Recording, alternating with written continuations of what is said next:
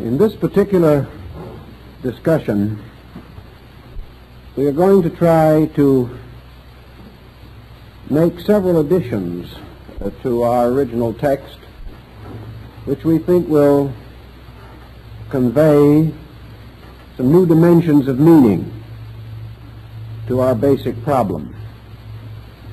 In the first place, as we all realize, ancient philosophy and science derived a great deal of symbolical knowledge and insight from the study of the human body. In the function of the body itself, man was presented with an immediate and intimate mystery. And for the most part, this mystery has not been solved, even with our increasing scientific knowledge. We are able to examine the body in greater detail than ever before. We are able to understand its functions more accurately than was ever possible to ancient man. Yet the essential mysteries of the body remain, and we are still searching for those major keys by which perhaps not only can we solve bodily mysteries, but by the knowledge thus gained extend ourselves into universal mysteries. For it was long held that if we could ever understand man, we would have a key to all things that exist, inasmuch as man is bound to all other things, is derived from all other things, and in the course and extent of his existence, he moves through all states and conditions and finds available within himself all instruments necessary for his continuing existence, growth, and unfoldment through all the states of nature, both physical and metaphysical. Realizing to some measure, therefore, the thoughtfulness that man dedicated to this mystery of the body, we can also be aware of the natural and inevitable functioning of the human mind. Man, searching for answers, uses a kind of symbolic methodology. Having discovered some small law operating somewhere, he seeks to extend it as a greater law operating elsewhere or everywhere. Thus our concepts of cosmogony, our studies of things not visible to our sensory perceptions, these involve a process of analogy by which we apply things seen to things unseen, principles recognized to principles sought for in the unfoldment of universal life. The Kabbalists conceived of man, therefore, as the little universe, and the universe as the grand man, attempting to indicate that the processes operating in the human body operate in a larger scale in space, and that all space can be traced in the mysteries of man himself. This concept not only dominated the thinking of early Western mysticism, but is part of our spiritual heritage from Asia. For the same contemplations have everywhere existed, and all our religions, philosophies, and sciences were originally influenced by these concepts of analogy. That in many instances these older analogies were correct, we now know. Other discoveries of antiquity remain uncertain to us. They may be right, they may not be right. In some few things we believe that we have corrected the errors of the past, that certain mistakes were made, but we are not too sure that our corrections are correct, and we may still have to go further. And the tendency of this further consideration has been to bring us back to the most original and ancient findings. Thus there seems to be in man a faculty of truth perception, of truth realization, and that which man can actually reason out, prove to be reasonable. Later generations will probably prove to be factual. For reason is an instrument of fact-finding, just as surely as any technical instrument or mechanical device of the modern laboratory. It is natural that the spine, which is a sort of column supporting the entire structure of the human body, that the spine should be early considered, that a great deal of symbolism should arise in connection with it, and that ancient man, studying the human body, should recognize that in this spinal column was a very vital and important element of man's corporeal nature.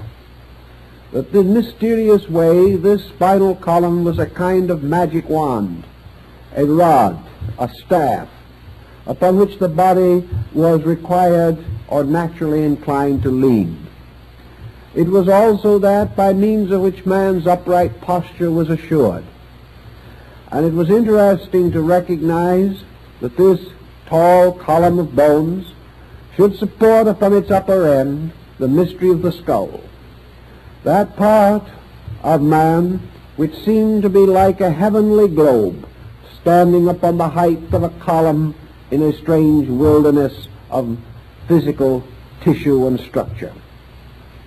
Therefore, the spine as the supporting instrument, uniting the various sections of the body, seemed to bring into some common pattern the three principal parts of the human torso, so that the body itself, with the exception of its extremities, was, so to say, held together or brought into a pattern or harmony by means of this monumental structure of bones, flexible, magnificent in its formation, serpent-like in its flexibility, and yet withal a firm and enduring support, capable of sustaining the various processes of the body with wonderful exactness, precision, and reasonable comfort.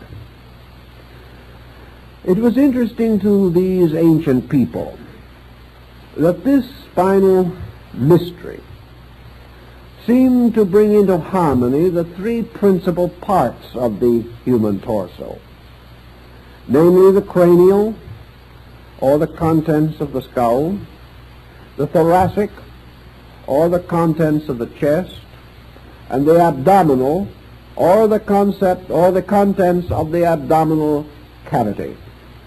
These three cavities, so to say, filled with their vital organs and absolutely necessary to the function and consistent development of man, were anciently associated with cosmogony. And Dr. Robert Flood, the famous Rosicrucian mystic of the early 17th century, believed that he found in the structure of the body and its internal organization the source of Dante's mysterious worlds as set forth in the Divine Comedy. We know definitely that this analogy can be extended to many of the Hindu sacred writings, in which the worlds are beautifully arranged and organized in a pattern very close to that of this division of man's principal parts of his body. Thus we have the abdominal cavity, with the long, mysterious, and involved structure of the intestinal part. And in this we see the symbol of the underworld, the mysterious sphere of Hades of the ancient Greeks and Latins, a mysterious dark universe in which processes are constantly taking place, which are essential to man, but processes that have been very carefully and cunningly concealed by nature. We also recognize in the thoracic cavity what might be called the middle region. And in this middle region, the heart seems to reign supreme over the mystery of life. And far above, supported upon the slender column of the neck, we find the skull with its contents, the wonders of the brain, and of this mysterious upper world.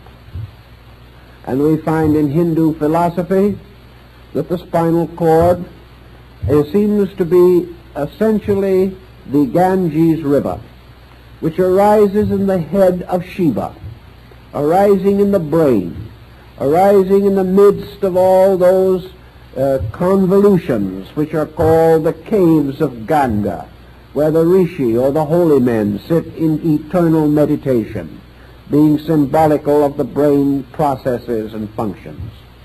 And that this river then flows downward like a river of life, and that this river becomes a distributor of nerve impulse and nerve instinct to all parts of the body, keeping it alive, so that this spine with its brain above seems to resemble an inverted plant, a kind of bulb with its growth descending from the brain and extending throughout the body. And this extension through the body, through an infinite diversity of nerve structure, seems to resemble a beautiful inverted fern-like plant with its root in heaven and its growth descending downward into earth and even into the underworld. The ancients furthermore recognized in this spinal column with its content a kind of ladder, the kind of ladder upon which Jacob saw the angels ascending and descending. The number of its original segments, counting those that are now more or less brought together and ossified together, would be 33, which is indeed the number of years that David ruled in Jerusalem, the years of the life of Christ, and a number that has been sacred for a long time among the secret societies of Europe and America. This number 33 is a fabulous number in symbolism, and there seems to be no reason to doubt that its original significance was related to the study of the spine, for that in some way the spine became a symbolic equivalent of this number, and the principles and energies associated with the number likewise cannot be denied. In Egypt, under the name of the tape column, or the mysterious symbol of the pole or axis of things, the spine was also highly venerated. It was held that it was like a column, the roots of which were in the underworld, and the upper part extending higher to carry upon its upper end the celestial globe, the globe of the brain. And to more or less carry on this symbol, we note that early anatomists had made constant use of the old symbolism in naming various parts of the body, and also, to a degree, various parts of the brain and spinal system. We know that they have called, for instance, the upper vertebra of the spine the Atlas, and that is this Atlas, the giant of Greek mythology, who carries the heavens upon his shoulders. This heaven world being in truth representative of the cranial sphere. Thus the ancients divided man as they divided nature into heaven, earth, and hell, into three great parts: a superior universe above, represented by the brain; an inferior universe below, represented by the abdominal cavity; and between these two, the world of mortals, or the human world, in the midst of which, upon the mighty mountain of the diaphragm, was the temple of the heart. All of these symbols we find in the Eddas and sagas of Scandinavia, in the Kalevala of Finland, in the Buddhist mysticism of China and Japan. We find it in the Greek and the Egyptian. We find it in the Brahmanic and Hindu mysteries of the world mountain. all of these different elements of symbolism seem to derive very closely from the study of the human body. Now, in the course of this study and in the development of it, the problem of the relationship of the nervous system to the great economy of life took on the greatest meaning to ancient man.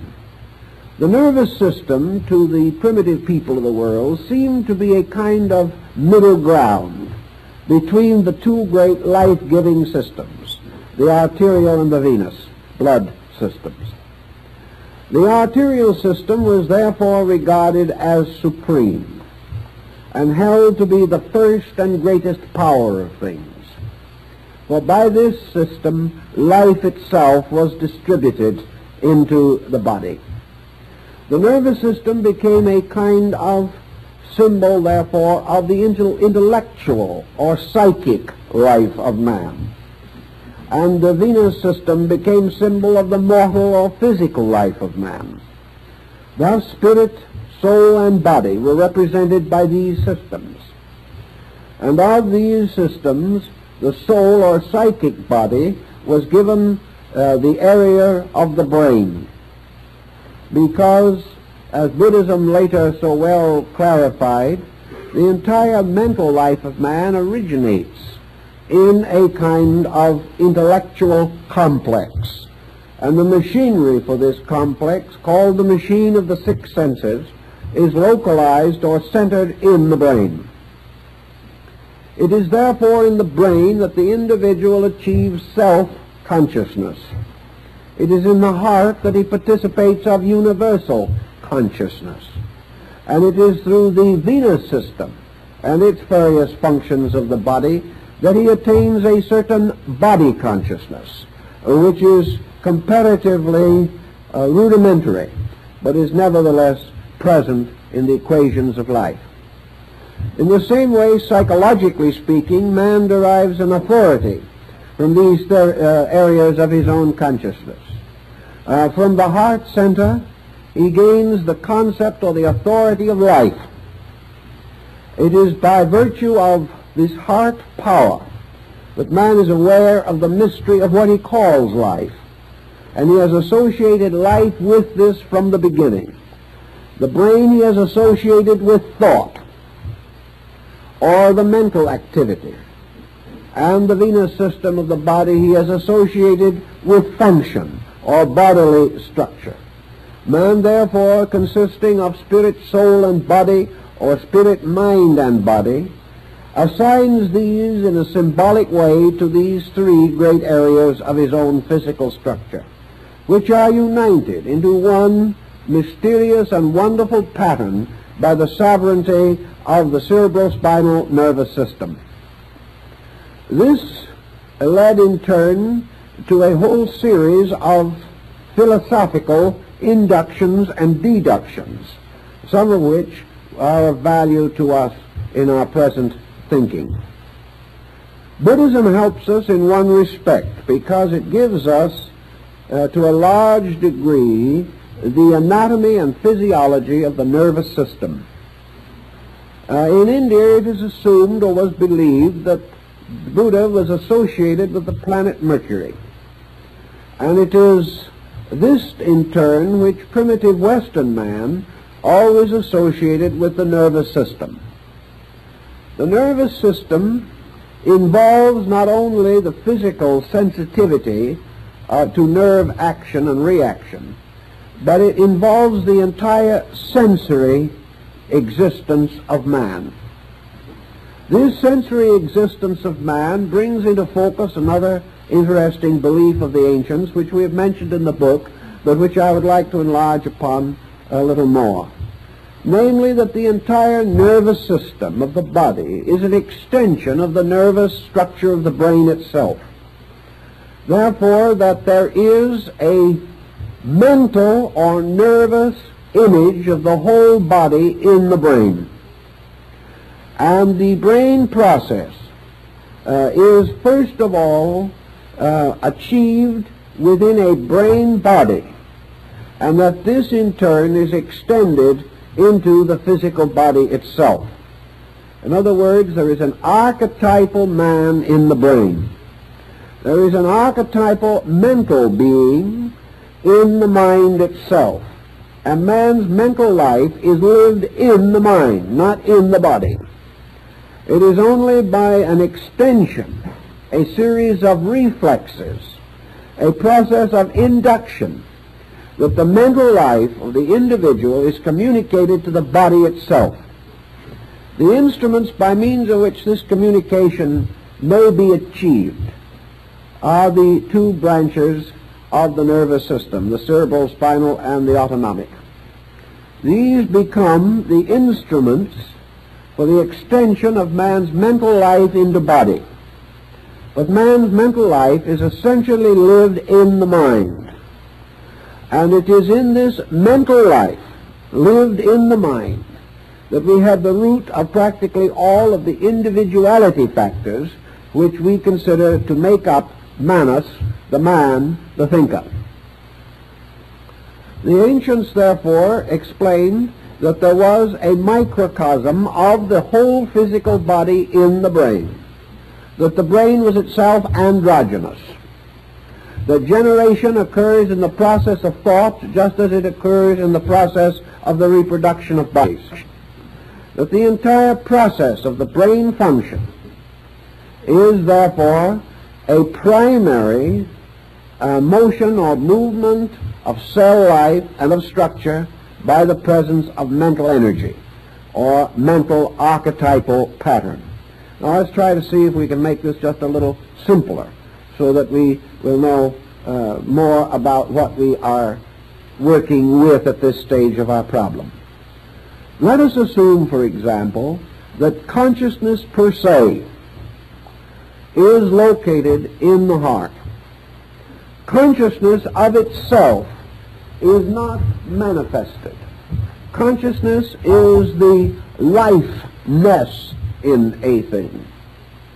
Consciousness is, as its primary manifestation, merely produces the state of existence. This state of existence is perhaps less purely appreciated in man than in other creatures that exist. But consciousness is, in its true sense, an essence or a nature of being itself, a nature not self-knowing, not self-understanding, as we term these things, but conscious because of a factor which we say is the factor of immediate action. In other words, there is no delay or no drag in the process of the function of consciousness. Consciousness is unconditioned. It is unlimited and unrestricted. Therefore, it does not have to manifest in a conditioned way. And an unconditioned manifestation of consciousness is pure life. A life in which all of the elements of conditioned existence exist but are not present.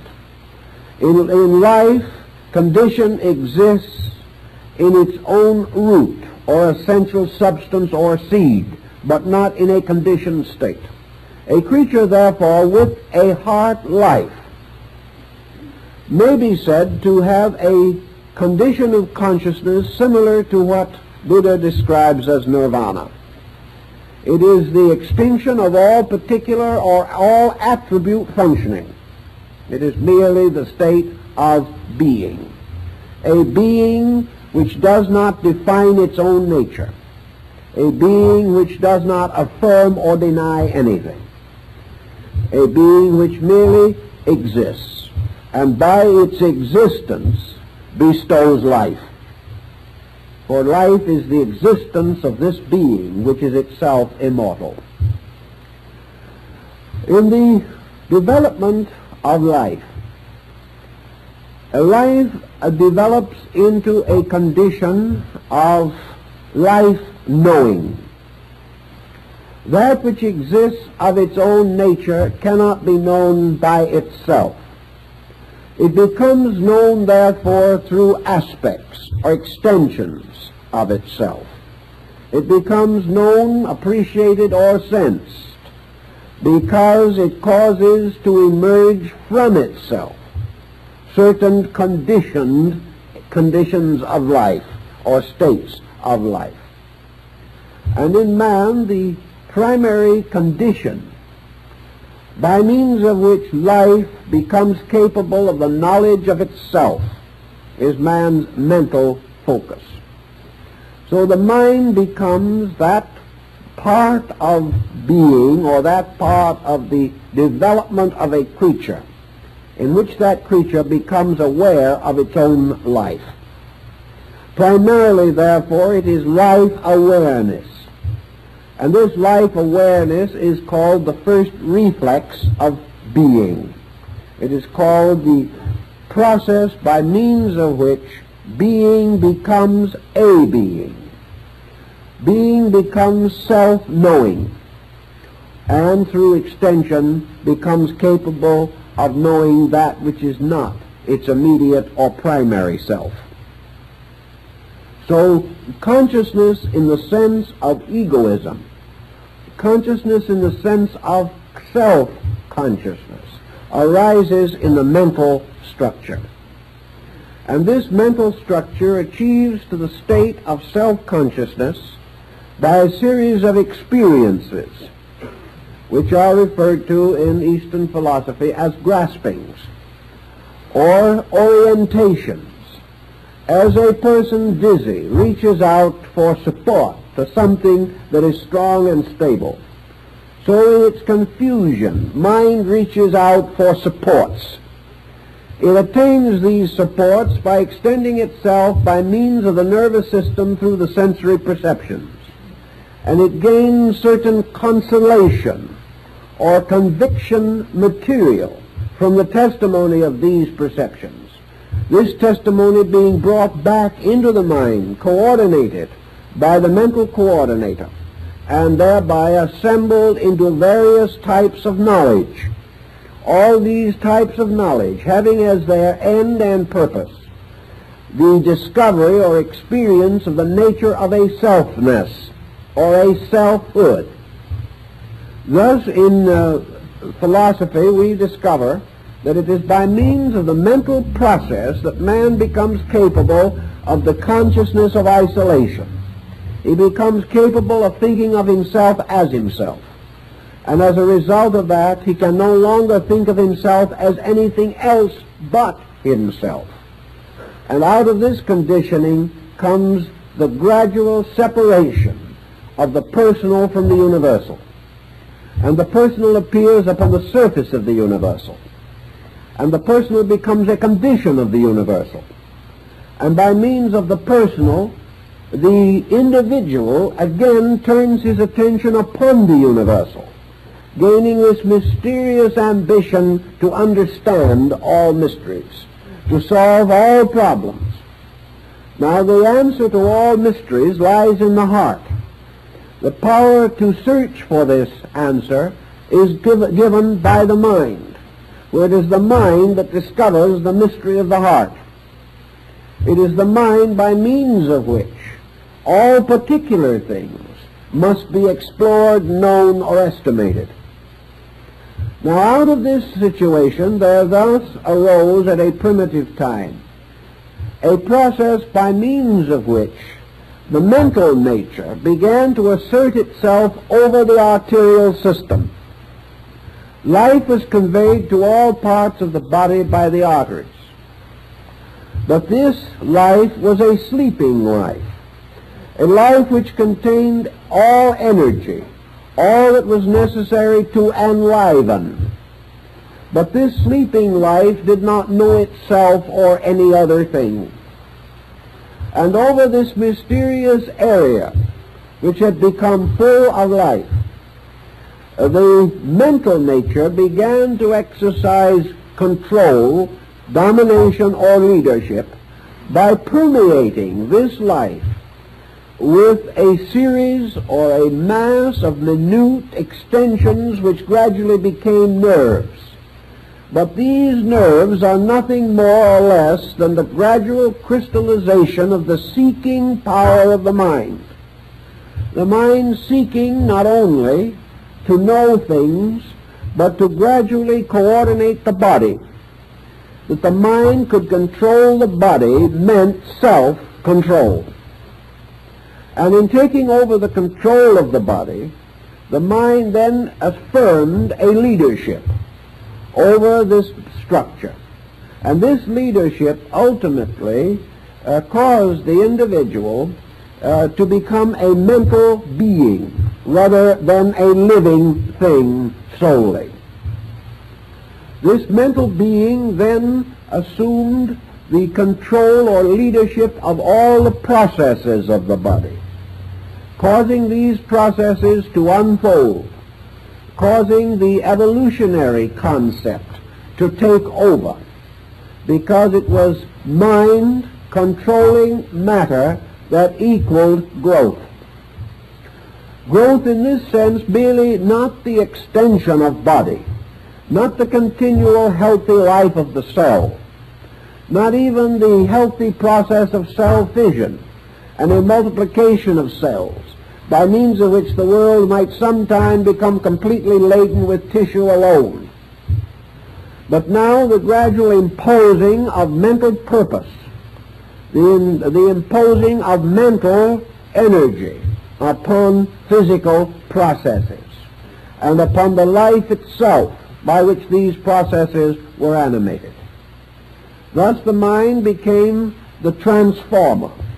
It transformed body into a purposed instrument of selfness.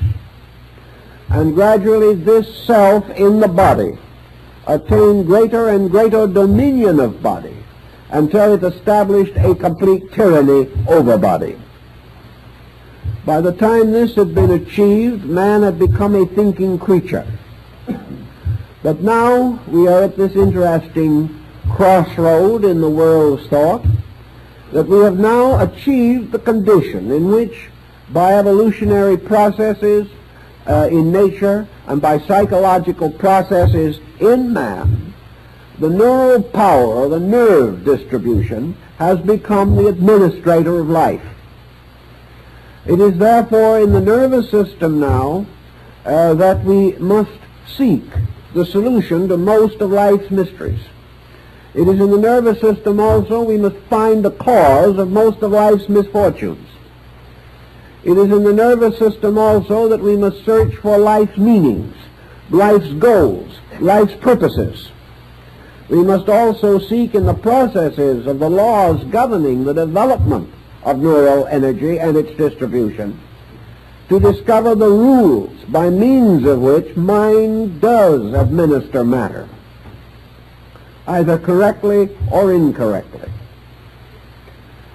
We thus find man today, as the ancients rather assumed him to be, a creature largely composed of mind and the mind physical symbolism, the nervous system. We find that the nervous system has permeated practically all parts of human structure. That as a result of this structure is becoming increasingly sensitive and immediately responsive. And by this process, whether we realize it or not, the entire body is being changed into mind. Mind is gradually becoming the substance of man. And the so-called arterial or physical system of man is becoming more and more an energizer of mind. And the vital substances of the body are being channeled ever more continuously to the use of the mental agent. Now this sounds as though we were progressing in some direction or another. But the rub in this situation seems to be that no one seems to be able to vouch completely and adequately for the integrity of this mind instrument that has taken over. Just exactly what is this mind? What is its real nature? What is its substance? Is the mind essentially good? Modern psychology and modern science would be inclined to doubt that the mind is good. They will not go much further than to simply say, here it is. We got it, we've used it, we've abused it, and here we are, in the midst of the consequence of something. Also, we suddenly discover that practically all human beings are trusting their destinies to an instrument called the mind, without knowing where it came from, what it is trying to do, whether it is selfish or unselfish, right or wrong, whether it is capable of factuality or not, whether we can depend upon its advice or cannot depend upon it, whether it is an arbitrary despot or an instrument of universal destiny, we do not know. We take certain comfort and consolation, however, in the assumption that mind must be meaningful, because it is a product of a meaningful universe engaged in a meaningful project. Therefore, mind must have its place in the universal purpose, or it could not appear in the human structure. For all intents and purposes, however, man has discovered that the mind, by its very nature, derives a large part of its knowledge or a large part of its basic reasoning materials as a result of the testimonies of the nerve sensory perceptions. Therefore, that the mind very largely is building its entire structure from environment, and that the great and essential purpose of mind was to extend itself by means of nerves, so that by means of these nerve links it could bind itself to the mystery of the outer world. Without a nervous system, man could not be aware of the world around him. Therefore, the nervous system has given him the tremendous instrument of contact with phenomena, contact with all the innumerable diversities of activities with which we have gradually become familiar. For all classifications, all orders, all systems, which have now been brought together to constitute basic texts for education, all of these structures of findings are the direct result of nerve testimony. By means of nerves, certain impressions, certain reflections have been brought into the nature. Thus, out of this entire structure of nerves, man is building a series of adjustments between the self, which is the nerve focus, and the world in which the complete organism exists. In this particular pattern of things, the heart has been reduced to one simple problem, namely that it supplies the fuel. The human heart becomes simply the energy by means of which this entire procedure is carried on. If the heart stops, the entire nervous system fails with it. If anything happens to the essential life principle in man, all of the vast superstructure of nervous reflex is destroyed. Therefore, the nervous system and the egoism in man is dependent upon the heart. This dependency, however, has not been generally recognized. And the individual, except for a few who have made certain careful studies, the individual in general affirms that the mind, being his link with his world, is his most valued possession, and that also its testimonies, right or wrong, good or bad, are inevitable, and that we should only pause long enough to be thankful for the fact that we have a mind, and should not be much concerned with what we do about it. Now, this prevailing thankfulness is also generally absent, and as a result, we are rather thoughtless people, so far as major problems are concerned. About the 2nd century of the Christian era in Asia, there arose a sect in Buddhism which was centered around what was called the Lotus Gospel. The Lotus Gospel, possibly the result of the work of the great Buddhist Arhat Nagarjuna, certainly one of the greatest saints and reformers of primitive Buddhism, centered around what was called the heart doctrine. The fact that the truth of things must be attained by restoring the sovereignty of life to the heart.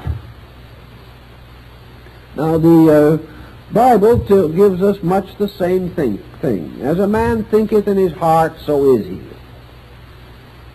That the real person, the real nature of things, resides in the heart. That the heart is therefore the silent one. That power which is generally ignored, but which alone contains the fountain of things. Nagarjuna took the attitude that by means of the heart we are bound to the world of cause. By means of the nerves and the mind we are bound to the world of effects. And at the moment, in some way, the truth in us is concealed by the conflict between these two systems, and by the fact that largely the control of the body has come to be vested in the intellectual or neural system.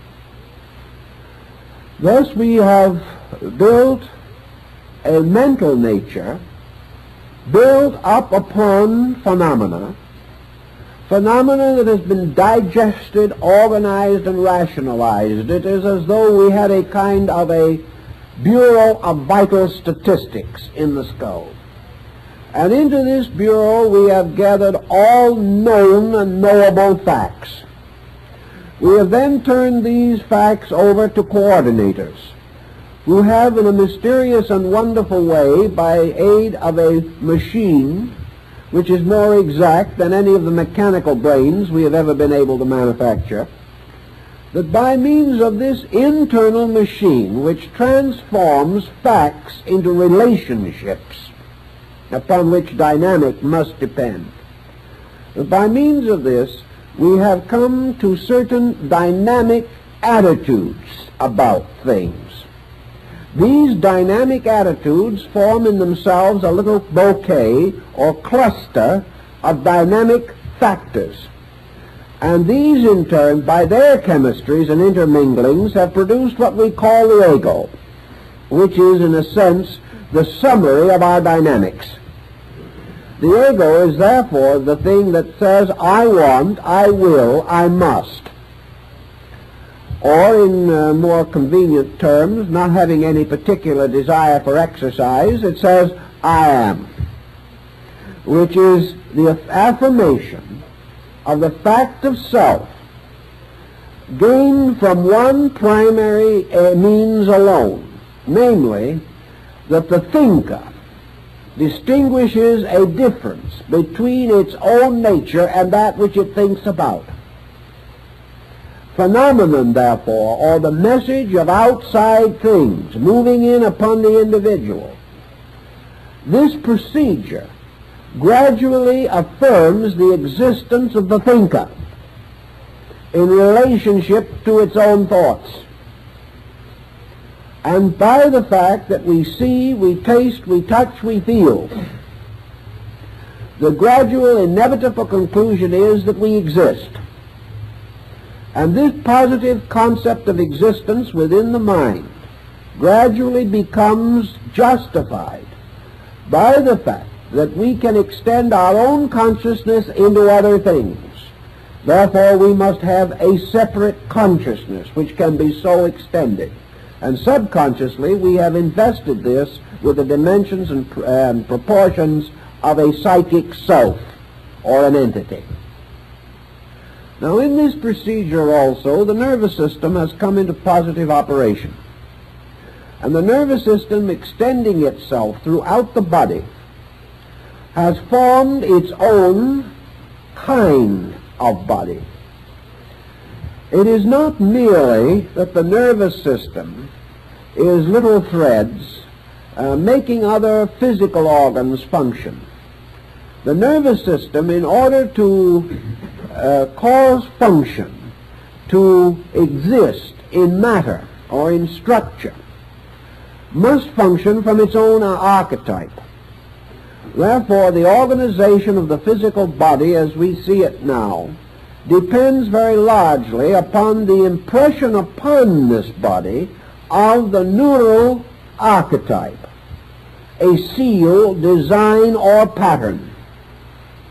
The reason why cell generation does not go on to an infinite mass of tissue is because mind and neural energy, functioning as the agent of mind, imposes boundaries, imposes limitations, distinguishes processes, and gradually begins the process of transforming or molding the body into a physical equivalent of its own neural nature.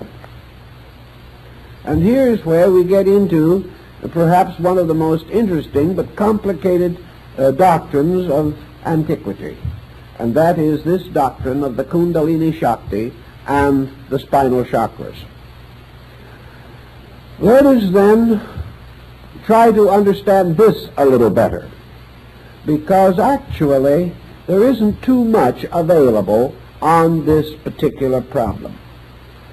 We would assume that the various schools of Asiatic philosophy, particularly the Yoga and the Tantra, which were closely associated with this doctrine, would be in common accord about it. But they are not.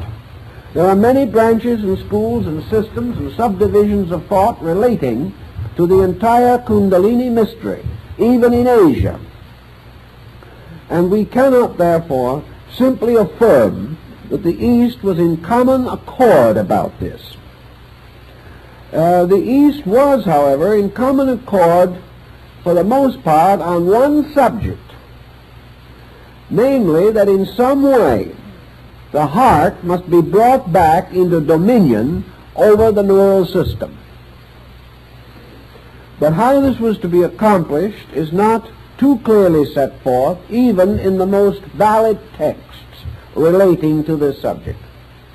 Now, most of you have read something concerning the yogic ideas about the spinal chakras. This row of lotus-petaled wheels of light, representing presumably important ganglia or plexi along the spinal cord, that through these there moves a mysterious power which is called the Serpent power, and that this power, rising from the base of the spine, ascending through the various small nervous threads of the autonomic system, results in the activation of these chakras, and that by the activation of these chakras, certain internal areas of consciousness are opened or are intensified, carrying with them degrees of extra or supersensory perception and power. Now, this is a very big theme, and it is also a very intriguing one. But let us try to work with the subject just a little more carefully and with some considerable more specialization than we were able to do in our book, to see if we can find out more of what is intended. In almost all works, in fact all works, dealing with the chakras, these are represented in one way or another by symbolic figures.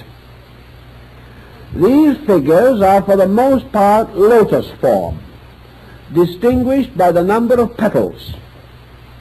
And each of these lotus forms carries within it certain other images and symbols. And on each of the lotus petals are various letters of the ancient Sanskrit. Letters representing ideas, tones, energies, values of one kind or another, with which these chakras are specifically identified. There is no reasonable doubt in the world that these 7 chakras generally listed, although this number is arbitrary. There are some schools that maintain 5 and some 6. But that the number 7 should be associated with them probably has to do with ancient astronomy, or a parallel thereto, inasmuch as the entire concept parallels very closely the monochord of Pythagoras, the single-stringed musical instrument, with the upper end of the string attached to the empyreum, or the sphere of the fixed stars, and the lower end of the string attached to the earth. Frets or stops were placed along the string to correspond to the orbits of the planets. And the so-called 3 inferior planets of the ancients, the Moon, Mercury, and Venus, were considered to be the lower part of this instrument. In the center, or the exact middle of the string, was placed the fret of the sun, by means of which the octave was achieved. Above the fret marking the sun's position were those of the 3 superior planets, Mars, Jupiter, and Saturn. Thus this vertical thread placed, as Pythagoras placed it, between heaven and earth, and divided by 7 frets into intervals, became very similar in its general concept with that of the chakra system. For the heart chakra of the Kala chakra system corresponds to the sun, being the 4th from above and the 4th from below, both in the Pythagorean astronomy and in the Tantric yoga. Thus the heart chakra corresponds to the sun in the solar system, and above it are 3 superior planets, so-called, and below it the 3 inferior ones. In both systems also the distribution of the planets in relationship to meaning and in the significance of the chakras, this distribution is sufficiently parallel and close so that there are no glaring inconsistencies between the astrological theory and the yogic theory. The next point, perhaps, that we will want to mention or think about is the relationship between these chakras and the seals of the Book of Revelation. The 7 seals of Revelation certainly bear a striking symbolic content. For in each case, as the seal is opened, a vision or apocalyptical experience is unfolded. It is also quite possible that we have in this the key to the ancient concept of the octave, as Pythagoras developed it in music. For we remember that he was initiated in India at Elephanta and Ellora, and was therefore acquainted with the concept of the Brahmins and other Hindu sects of his time, which for these regarded the spinal cord as the string upon the veena of Shiva, or the musical instrument of the world, and that therefore the mysterious harmony of the spheres of life and of death was played out upon this mysterious musical instrument, and the veena is still shaped very much like the skull and the spinal cord together.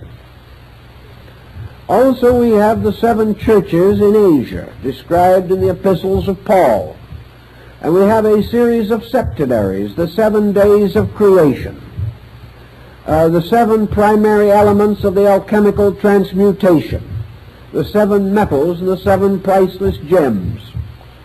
We have many different septenaries of deities, and we also realize that in the Yoga chakra system, the deities are imposed upon these chakras to create a vast complex of interrelated symbols. Let us bear one thing in mind, however, and that is that no one has ever seen any of these chakras physically. No one has ever been able to demonstrate conclusively that the symbolic forms in which they are presented to us have actually an equivalent in any extrasensory level of our substance or nature. This does not mean that the chakras do not necessarily have a superphysical existence, but that they do not resemble the diagrammatic form with which we associate them. In other words, it is not possible for us to see these lotus flowers as lotus flowers. It is not possible for us to count their petals and find a letter of the Sanskrit alphabet on each one of them. Nor is it possible for us to look inside of one of them and find the six-pointed star, nor is look inside of another and find an elephant with a white howdah on its back. These things we do not find when we look. We cannot find these forms. We do know, however, that these forms were created for a purpose, and that this purpose was undoubtedly and inevitably that each one of these so-called chakra forms is a mandala. That is, it is a meditation wheel. The purpose of the shape of the chakra is therefore to cause it to become a symbol of meditation. And it is meditation upon the symbol and the meaning of that symbol and the gradual internal experience of that symbol which is believed and held to be responsible for the opening of that particular chakra. Thus, the key to the opening of the chakras consists of a series of meditations, these meditations being fixed by the ancient systems of Raja Yoga. Also, it was held that if any method was used in the effort to unfold these chakras contrary to their rules, or that inadequate or incorrect techniques were used, a very serious detriment would result, that the individual would come into a very desperate situation. Now, actually, I think this particular phase of the subject has been a little exaggerated, and most of those who are thoroughly aware of Tantra are in agreement with this point, for the simple and single reason that the accidental or inadequate or incorrect development of these chakras is virtually impossible. In other words, it is almost inconceivable that a person unacquainted with the entire doctrine could cause these chakras to be agitated or affected in any appreciable way. Now, this takes the next point into consideration. Where are the chakras? The chakras were held to be in juxtaposition to a series of important centers of the human spine. That these chakras are therefore related intimately with certain gangliated areas, and that the contemplation of them was intended to be directed toward the areas in which they existed. The higher school of Tantra, however, makes a very interesting statement which we made in the book years ago, but did not greatly extend. Namely, that the chakras are actually all of them in the brain.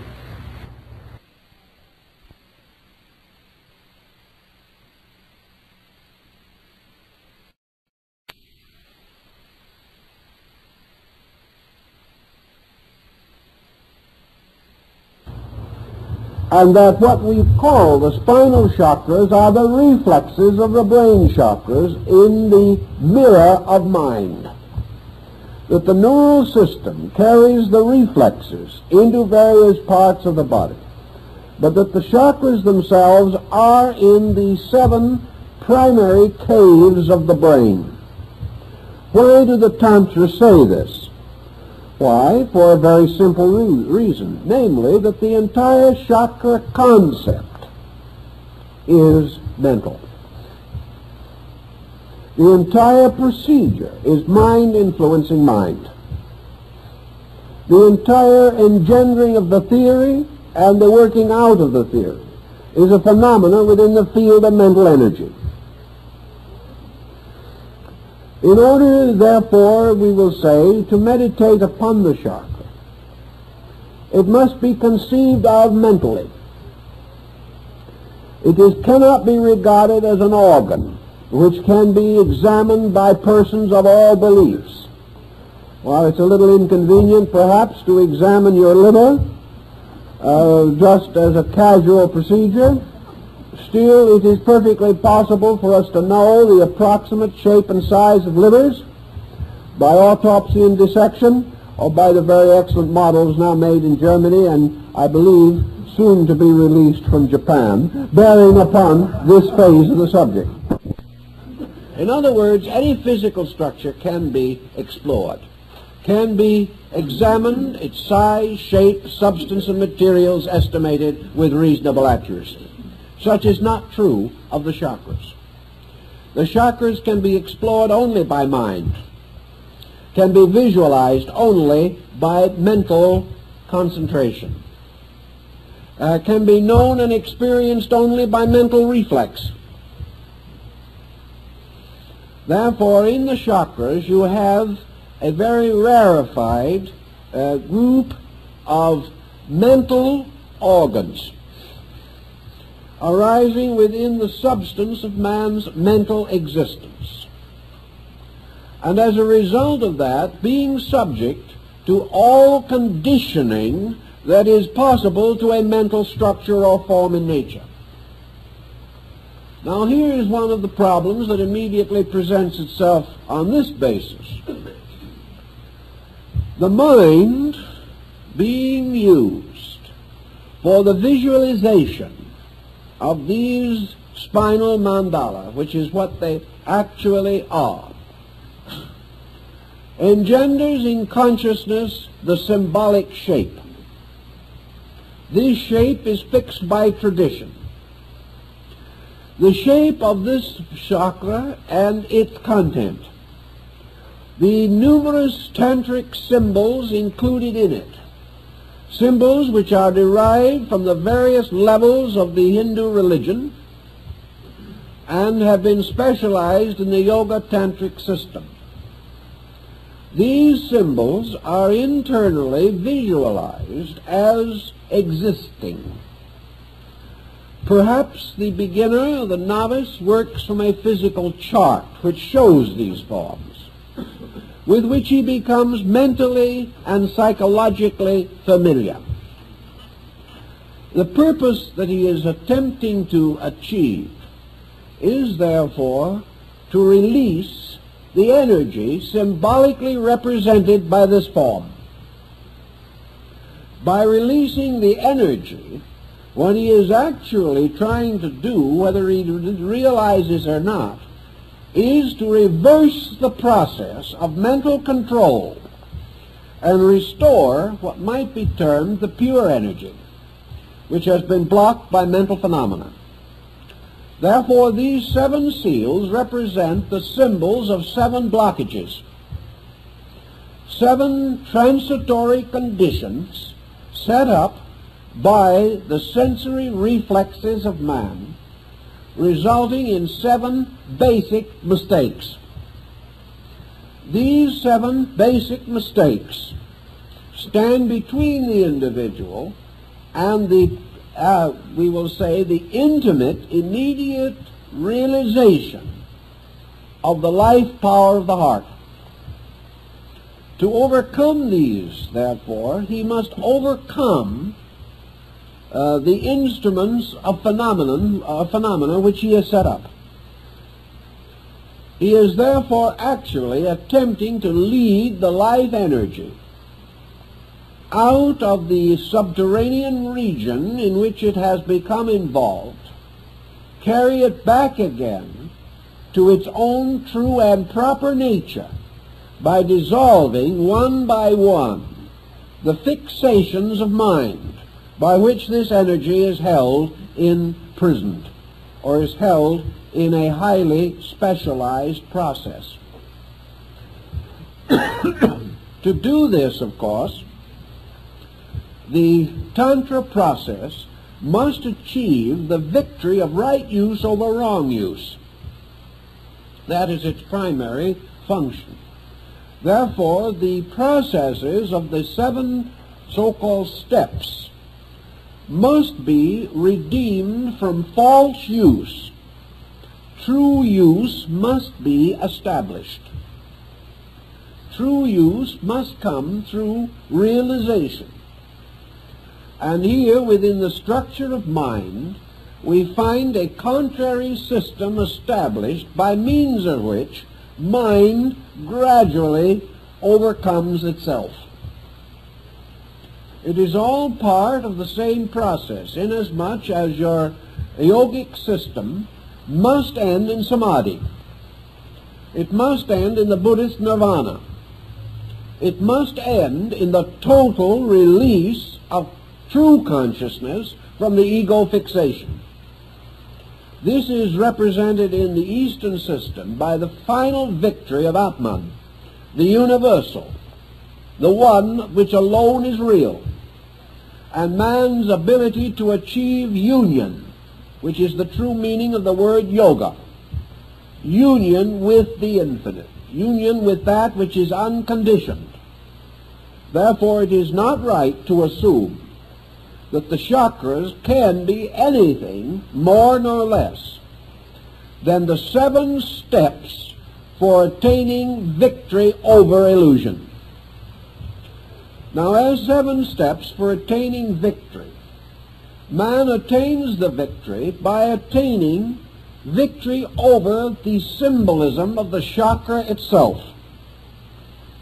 He gains his victory by mastering these wheels. Now, the word chakra actually means a whirling wheel. Now, the whirling wheel, which is sometimes shown balanced or poised upon the finger point of the god Vishnu, this wheel is a reminder of the Tantra that these centers are in constant motion. All of these chakras should be represented as spinning violently, and the direction in which they spin is of the greatest importance, because in each case victory consists in the reversal of the direction. This is very significant as we proceed. But why do these chakras always appear or seem to be spinning? The answer is that in the condition of man, all of the so-called aspects of mental energy are in constant motion. There is no stability in the mental energy. It is continually in movement. It is continually in conflict. It is continually contradicting itself. And these chakras represent conditions which are constantly in alternation within their own structure, like the wheel of fortune that goes round and round, and where it stops nobody knows. It is the same as the ancient wheel of fortune represented in Egypt and in Greece and in medieval mythology, which later appeared also upon the tarot cards or the tarot deck. The wheel in which 4 figures are fastened to the rim, and as one figure falls, another rises. And when that figure in turn falls, the one that was low rises again. It is this endless turning of the wheel, the turning of the Buddhist prayer wheel, the turning constantly of the alternation of the nidanas, or the conditions of existence, constantly spinning. All conditions, therefore, spin upon the axis of illusion, and there can be no permanence, reality, or fixedness in them. The purpose of the concept seems to lie in the fact that in the 7 states of mental existence represented by the chakras, there can be no fixedness. There can be nothing that is truly so, nothing that is inevitably not so, nothing that is finally good, nothing that is ultimately bad. These are only sequences of conditions, and the conditions themselves are what are called dependencies. Each condition is dependent upon the previous for its own existence, and that which is subsequent is dependent upon that which precedes it. Thus the wheel goes continuously, and in all of the chakra areas, the motion of the wheel was the ancient symbol of instability. That everything is movable in the universe except the axis. The mysterious, invisible center upon which the wheel turns alone is immovable. And in the Kala Chakra system, the axis of the wheel is actually the heart. The heart, therefore, becomes the axis of a wheel, and around it move the 6 conditions represented by the 6 other heavenly bodies, the 3 inferior and the superior conditions. The 3 superior conditions are the 3 states of the elevation of mental phenomena. The 3 inferior conditions are the 3 unfortunate or misery-causing states of mental phenomena, and the wheel continues to turn. For a little success, a little sorrow. For a little of gain, a little of loss. For greatness of hope and moderation of despair. All things moving continuously upon instability. And in the midst of this, the lord of instability, the mind itself. Yet man has nothing else with which to conquer mind but mind. He has no way of achieving mastery. The heart cannot give him particulars. The heart cannot instruct him in this or in that. The heart, therefore, cannot wage war with mind, because it has none of the objective instruments by means of which mind has created not only its wonderful neural structure, but the ancient symbol of this, the spider in its web. For the nervous system is the great web with which the spider has spun its existence. In this system, or symbolism, therefore, we have these chakra points, which represent, therefore, the central patterns, the archetypes of 7 conditions by means of which the unconditioned, or that which is true, is obscured. The mind has 7 patterns upon which it operates. These, we might say, are like the notes of a musical scale. The mind ascends through 7 steps or stages, moving from the infinitely personal to the infinitely impersonal. And the victory of mind over mind is in a mysterious way the only victory which man can achieve, inasmuch as the mind is his militant instrument. The mind is the mysterious power by means of which the error of the mind itself can be discovered. Thus, as the mind has been shown to produce logic, to destroy that which is illogical, mind has produced reason to overcome that which is unreasonable, always remembering that the mind also generated the illogical, which it later had to correct, and also was the source of the unreasonable, over which it ultimately had to gain a victory. And always remembering that the reasonable of today will probably be the unreasonable of tomorrow, and that no degree of mental attainment which man can achieve can be other than the victory of a new mind over an old one, or the victory of today's thinking over yesterday's thinking. The mind can therefore battle only itself. It can have a victory only over itself. It can make a fool of nothing but itself. And actually, it is the only power that we have by means of which man can lead himself out of the maze of mind. And the old mystics, being well aware of this fact, then created a rather stable pattern to lure the mind away from its own negations, to conquer step by step the primary fallacies of the mind, to achieve ultimately the overcoming of the ultimate fallacy of the mind, which is the fallacy of selfness.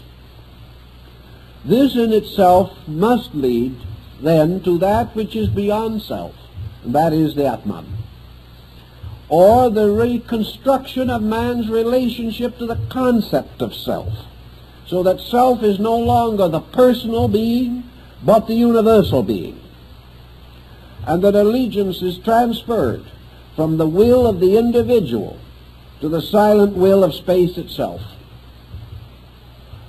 As we know that the end of yoga is union through liberation, we can only safely assume that the steps of yoga are steps toward liberation by the mind overcoming its own previous fixations. These fixations being due largely to the symbolic testimony of the senses.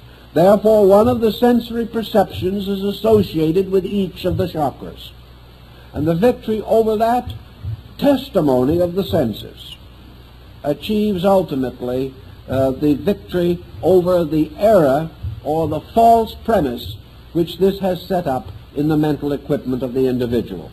On this basis, therefore, it can be quite definitely pointed out that the true chakras are in the mind. And the mind, because it occupies an area in juxtaposition with the brain, we may say, for general purposes, that the true chakras are in the 7 important nerve centers of the brain.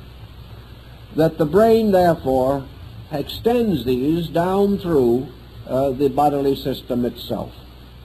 Now, one of the points that is very interesting about mental phenomena, which I think we all have begun to realize, is that this phenomena is substantial in its own realm of energy. We can see this mysterious fur-like nervous emanation which comes around the body of man, so that also inwardly, when seen from the level of neural vitality, the whole body is a glowing network of nerves. These nerves have their own light and light color in themselves. And they have very much the color which we most commonly associate with nervous energy, and that is a yellow or luminous golden color. Seen, therefore, from the level of nervous energy itself, by extrasensory perception, the entire body is a glowing mass of this yellow light. Now, the sensory perceptions arose from the structure of organs. The arterial structure of organs became in turn the archetype for the neural structure of sensory perceptions. Therefore, the vital organs of the body are also associated with our nervous organs, which are the chakra centers, which correspond to the physical organs of the body. Thus, as the nervous complex develops, as the individual becomes more and more involved in the development of his highly structured nervous system, we perceive a structural development within the nervous nature itself. And we find emerging in the nerve field of the human body, when seen as luminosity, that there are these so-called 7 fountains of constantly pulsing nerve energy, and that these 7 fountains represent the principal divisions into which nerve energy can be divided. These again result in a psychological situation, because the nerve energy being septenary, the upper 3 parts of the septenary, constituting the higher nerve energy, we generally term today as mental energy. The lower 3 parts we then also consider to be nervous emotional energy. And the middle point, corresponding to the sun, the 4th from each end in this septenary, the sun itself, represents the pure energy of the nervous system. Thus, the nervous system is polarized. And the problem that psychology works with in its effort to understand the situation is that there is a mental nervous energy and an emotional nervous energy. These are both out of equilibrium. And the only thing that is in true equilibrium is pure nervous energy itself, which corresponds to the heart as being the center or balance of the neural field. Nervous energy, as we function with it in the body, has to have a kind of link with matter, a link which corresponds very closely in relation to the arterial venous system with the lymphatic system. And we have to have the equivalent of the nerve lymphatic. This nerve lymphatic has to function in 2 ways. One, it has to unite the 2 principal nervous systems, which correspond to the 2 principal systems of blood. It has to link the cerebrospinal and the autonomic processes, which are merely 2 directions of nerve energy. Also, both parts of the nervous field, the total nervous field, must be linked with the physical body by a series of binders. For the nerve energy cannot affect matter or a material physical structure unless there is a link by means of which these 2 are related together.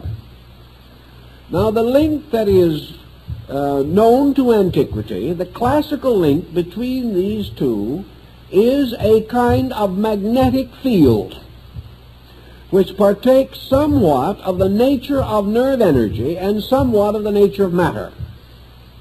We have to have a structure which corresponds with the mysterious aether or akasha of the ancients. This is the fluid mist, the airy water, the subtle matter, the agent which carries within itself the power to link the 2 opposites. It must therefore lie between them. And in this we have what the old alchemists and the medieval Rosicrucians referred to as the etheric binder. This etheric binder was sufficiently subtle to take into itself nerve energy, and sufficiently gross to be able to communicate this nerve energy to matter.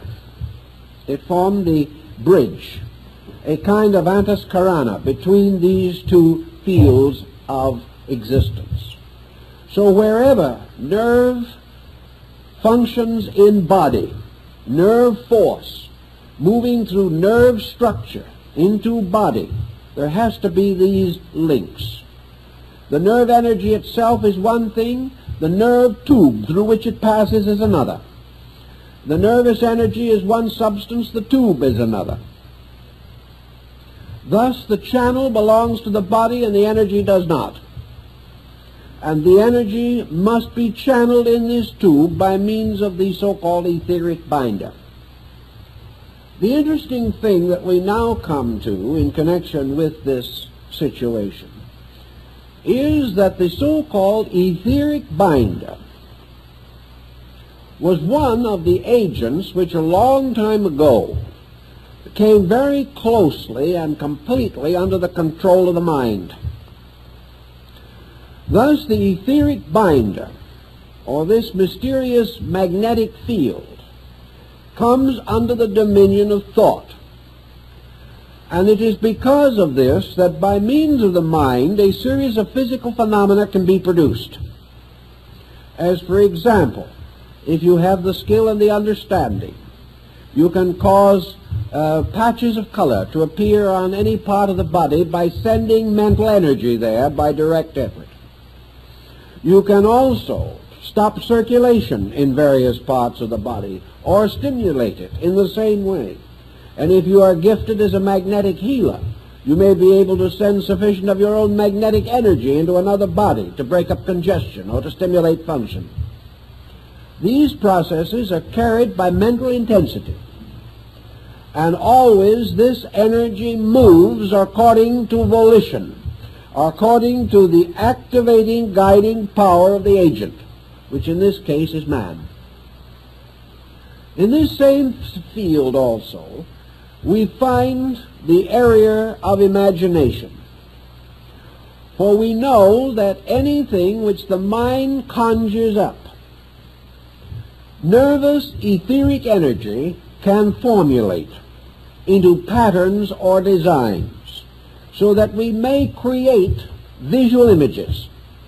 We may create symbols within our own psychic neural structure. We may also, therefore, develop the power to create various forms, and later develop the faculties to see what we have created. Every intensity of human emotion creates mathematical, geometrical, vibratory forms. Some have called these thought forms. But whatever we may want to say, every emotion and every thought has a number, a color, a form, and a sound. And we cannot escape this, no matter how hard we try. So that our thoughts become mental things. And of the mental things with which our thoughts become involved, there are perhaps none more difficult for us to live with than the products of our own negative thinking. Because in this process of negative thinking, we are working in a wonder world of mental energy. These emotion thought forms which we generate, we obviously generate within the mental nature. Therefore, these forms, whether they be mental or emotional thought forms, actually are generated within the mind itself. But because of our very natural processes of mind, we project them, just as the mind projects the chakras. And as a result of that, these forms, these thought entities, can be seen as something separate from ourselves, although they have no substance except in ourselves. We can project them. Just as, for example, if there is a phase of psychology in which we can project an image from within the subconscious and project it objectively as a visual form and see this image as distinct and apart from ourselves. This is one type of ghost, the ghost being a reverse perception from within ourselves, projecting itself in such a way that its image is recorded in the brain at the same time that visual image of places or a place is recorded, so that we may be standing in a room which is properly recorded and sees also standing in that room a person who is not there, because the person has been imposed within the mind upon the thing actually seen by the sensory perception. Now this, further to our purpose at the moment, simply means that if any person deeply concerned with problems such as yoga and tantra develops a certain type of mental intensification, they can cause the symbolic, diagrammatic forms of these chakras to be created in the mind. These forms can then be visualized in relationship to the body. And it is perfectly conceivable that the individual could see, as a result of the imagination, moving ether, which is a reflecting medium, can actually see in the body any of the processes which are described in yoga. The thing you must realize, however, is that he has created them out of his own thinking. This does not mean that the yoga processes are not true, but it does mean that these processes are not necessarily identical with our expectancy about them. And the thing we see is in terms of our expectancy, because it is created by ourselves. Now, the practical side of this, and there is always a practical side to these problems, is that an individual can come, and many have come to me, who are in a rather terrible state of mind. They had taken a half a dozen lessons in yoga from an outstanding exponent who disappeared soon after and was not seen again. And as a result of this procedure, these individuals were beginning to have strange symptoms. And the only thing that they could finally decide was that their interior yogic chakric system had been badly mistreated by one cause or another, and that therefore they were in a horrible state, and about the only thing they could hope for was better luck in the next incarnation.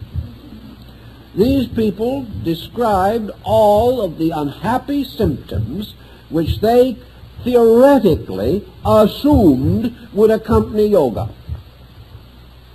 They insisted that at some time when they were least expecting it and really weren't even looking at that moment, this tremendous power of the Kundalini surged upward like a geysering oil well, burst into their brain, went out of the top of their head, and took their common sense with it. Now, this situation actually happens.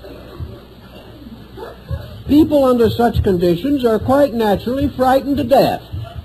And from this situation has arisen the belief that by wrong practices or by incorrect guidance, a great spiritual injury has been performed. Under this kind of terror, and under the prevailing mental tyranny which would associate with it, lives have been completely wrecked, and individuals have finally landed in hopeless mental breakdown and been confined in institutions. Actually, the chakras were not touched, moved, or involved, because nobody could actually create the condition which was described as a result of 6 lessons or 66 lessons. The actual moving of this peculiar psychic agent is so profound and involved a problem that the individual who was in trouble could not even have approached the beginning of it. What they had actually done was create a complete mental chain of chakras and blown this apart with their own fear.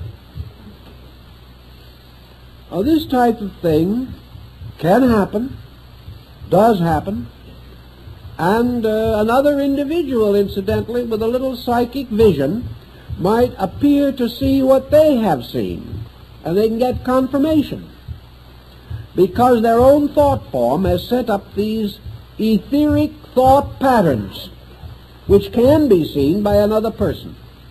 But the fact they can be seen still does not make them so. For in this entire phenomenon of mind, there is nothing that the mind testifies to that is finally true. This is an amazing but important fragment of philosophy. The fact that the mind has decided it is in itself prima facie evidence that there's something wrong with it. For the only truth is that which the mind cannot conceive.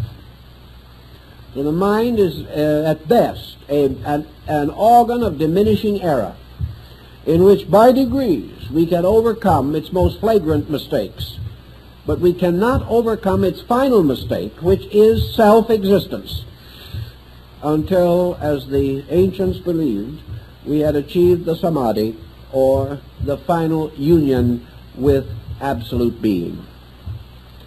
So in the chakra problem, we are dealing with a series of symbols. The actual process in Tantra, in the higher schools of Tantra, was not the idea that by means of will and mind the individual was to change the structure of the chakra. The chakra is a condition. Conditions are not changed by will and yoga.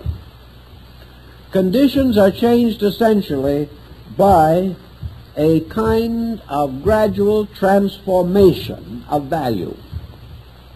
Thus, the meditation significance of the chakra is very simple.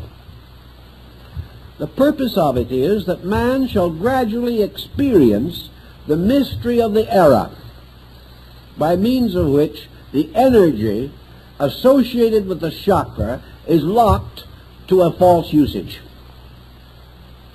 The purpose, therefore, is not to influence the chakra, not to force it, not to gain a valiant victory over it. The purpose of the meditation is to remove the error related to it. Now, the error related to the chakra is always the error of the use of energy. The chakra represents a pattern which has a true purpose and a false purpose. While it is negatively bound to the network of the nervous body system, the chakra is not fulfilling its essential purpose. For each of the sensory perceptions has as its final purpose the mingling of itself with all others for the attainment of the process or achievement of illumination or cosmic consciousness. This is not possible because in each chakra the consciousness factor is locked on the side of phenomena or on the side of physical function. Thus, every energy that is falsely bound to a physical process must be liberated in order that this energy may return to its proper state. And when the energies of the 7 sensory factors are all returned to their proper state, the result is illumination. It is the holding of the energy to false usage, or to inadequate usage, or the locking of the power of this energy away from those procedures which are natural to it and essential to its function. This is what the Yoga Chakra School seeks to understand and correct. So we have the releasing, or the so-called opening of the centers. This opening is, and never can be, associated in itself with danger, because good can never be dangerous. Furthermore, by its own various procedures, these chakra energies have to be released in order, in sequence, and by degrees. And the energy of even the least of these chakras has to be released in 4 stages. And in some of the chakras, the energy has to be released by 16 stages. In others, by 12 stages, but none less than 2 stages. And in the body itself, the number cannot be less than 4. The only one that can be less than 4 is the Ajna chakra in the forehead, which is of 2 petals only, and represents the one exception to this rule. But each of these is released by the meditation upon the meaning of the letter upon the petals. Now this has to be done by knowledge, by an actual factual awareness of facts. It is no more possible to go somewhere, sit down, and close your eyes tightly and go to work on this problem than it is to fly to the moon without mechanical help. With mechanical help we may make it. But we still will not be able to solve the mystery of the moon in the chakra. And there is one there. The answer to the situation, of course, lies in the relaxation of the uses of these energies as the individual gains equilibrium, freedom from excess. It is said that the petals open. In other words, the petals relax. Opening is relaxation. It is the assertion of the normal over the subnormal or the abnormal. In the case of man, these centers are originally represented as buds because they represent potentials of consciousness with the consciousness locked in them. By the quietude of consciousness, the Kundalini, which is the symbol in man of the ascending power of the pure volition of Atman. The Kundalini or Kundalini is therefore the tracing of the path of true growth as opposed to all apparent or seeming growth. It is the gradual rising of the pure essence of consciousness through conditions to its final unconditioned release. It is the gradual unfolding of those creative powers in man which must finally have their final victory over the mental complex of idea sensation. So the achievement consists in the same way as the various steps in all the disciplines of religion. There is almost certainly an analogy also between the idea that man had that there were originally 7 important religions, and that these religions are in turn associated with the chakras. These religions probably stem from or are responsible for the concept of the 7 churches. There is no question that each of these religious systems is keyed primarily to a different key note, although the object of all is the object is always identical. The purpose of the religion is always a state of holiness. But each in its own way has a basic psychological concept as to how this is to be attained. There are religions of love, religions of service, religions of wisdom, religions of courage. There are religions which teach positive doctrines and others which seem to teach negative doctrines. And the ancients simply held that the great religions of the world were themselves, more or less, this symbol of the chakra chain, or as it's referred to by Sri Krishna in, I believe, the Uttara Gita, there is this idea of the one thread passing through the 7 beads. Now, the 7 beads can be the 7 chakras. The 7 beads can be the 7 religions. They can be the 7 races. They can be the 7 continents, the 7 forms of life, the species, the genera of all things. But wherever this septenary occurs, it finally tells us that the creative power itself, represented in Tantra by Shiva, that the creative power itself in meditation creates the 7 worlds from its own mental chakra centers, and that the creation is the setting in motion of the 7 wheels or chakras within the structure of universal mind. In this, the atmosphere gets rather thin, but at the same time, the symbolism is meaningful and I think has basic significance for us. That this septenary which we find in nature therefore always flows back into the sign and symbol of the great mendicant, and that is Shiva seated on the top of the mountains of Himavat, wearing the garment of ashes as the symbol of mendicancy. holding the tridenta, and with the river Ganga or Ganges pouring out of his head. But in this meditation symbol, the deity enters into, in descending order, the consciousness of the 7 ganglia of the nervous mental consciousness, and from each of these levels causes a creation to flow out. Man is one of these creations. Each form of nature repeats, therefore, in miniature, the procedures of the great mendicant. The same mendicant draws the universe back into itself again in the end of the great period of manifestation by reversing the visualizing process and causing the consciousness to ascend again through the 7 conditions to the unconditioned. Thus, involution is the emergence of all these worlds coming forth out of the great chakra wheels of universal mind energy. Evolution is the reversal of the motion of the wheel and the gradual reabsorption of condition into the unconditioned on each level.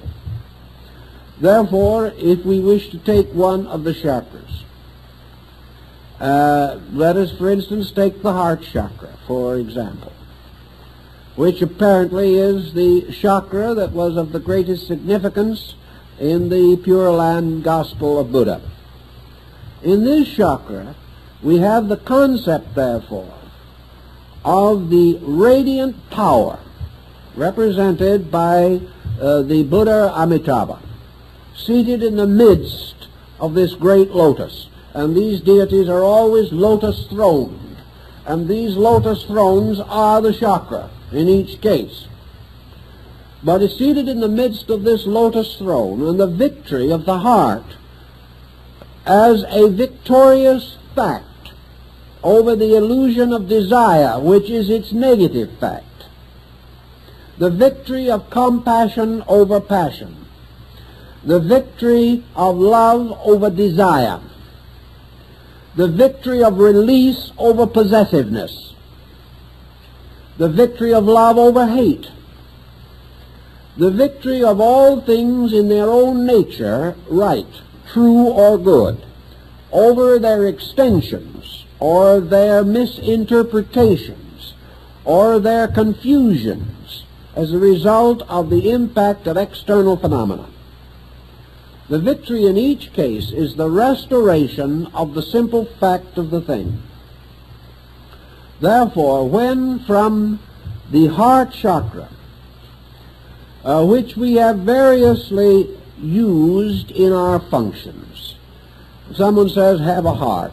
Someone else says, he's kind-hearted. Another individual says, his heart is in the right place. These are tremendously dynamic statements.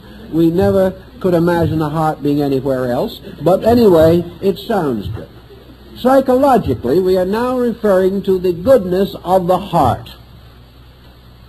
When the simple fact of the goodness of the heart achieves victory over the compromises which we make of affection, regard, friendship, in the concourse of daily life, when the heart becomes the seat of goodness, and this goodness gains victory over the illusion of compromise, we may then say that the heart chakra opens. The discipline by which it is achieved may involve the recognition of the chakra, the recognition of the unfolding of it. But the discipline is meaningless unless it is accompanied by a series of transformations of conduct, by which in fact and in action man's understanding is transformed from selfishness to selflessness, from egoism to non-egoism, from personal to universal. And when the transformations have occurred in the conduct and character of the individual, the ancients decided or revealed that this energy, which has been locked in misuse, now begins to flow out in its natural purpose. And the nature of this energy is therefore represented by the 12 petals of this flower, and with these petals opening the victory of this consciousness over the 12 nidanas, which are the conditions of existence, which can all be solved by true love. The victory, therefore, of the chakra simply means that its energy is now devoted to solution rather than to confusion, and that by an experience of consciousness we have achieved the opening of this flower upon the mysterious rod, which is, we call, the spine. This is the symbol of the blossoming of the rod of Joseph, and in the Tannhäuser legend, the blossoming of the staff of the penitent who is forgiven because his rod blossoms. And the blossoming upon the staff is, of course, the symbol of repentance, but most of all it is the symbol of God's witness that this repentance is accepted,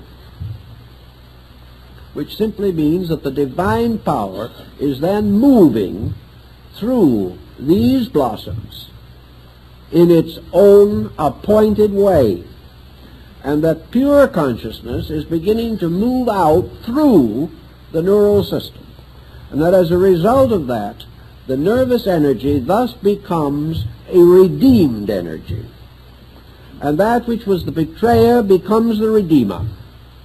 And in the end, as the Persians say, Ormuz, the spirit of light, and Ahriman, the principle of darkness, are reconciled. And it is in the nervous field that good and evil, right and wrong, truth and error must make their great struggle and finally be reconciled, because good and evil are brothers. They are both derived from the same energy. They are both supported by the same energy. But enlightenment releases this energy from evil and dedicates it to good. The wheels reverse their motion, and the Dharma chakra, or the wheel of the law that is forever turning, turns towards redemption rather than toward embodiment and toward the Dharma of unfulfilled personal desire. This, I think, perhaps will give us a little different concept of this, perhaps a little nearer to the teachings of the great essential Tantra, before it was disfigured by various adulterations of belief. In other words, before the mind took it over and ruined it. But to redeem it again, it is once more the victory of true consciousness over mental consciousness. And from this, the ultimate victory of silence over all sound. Because it is in the great heart chakra, I think, that Dr. Suzuki got consolation for his idea of a man or the Zen monk slapping his hands together and saying, "You hear the sound?" And then the disciple says, "Yes." Now the master said, "Make a sound by slapping one hand together." And the disciple had a little trouble with that. But in the 12 petal chakra, according to the tantric scripture, comes from this chakra, the heart chakra, the sound that is not caused by any two objects striking. This is one of the keys of the chakra. So in this we have this concept of pilgrimage, of shrines, of the pilgrim going along the path and stopping to pay tribute at the various shrines of his faith. And in each of these shrines making the offering of his life afresh to the principle represented by the enshrined power, or the enshrined deity. And by this mysterious journey, the individual therefore releases the true energy which he has from bondage to the mind and restores it again to the service of pure consciousness itself. Well, that's quite a little to think about. Maybe that'll do for the night.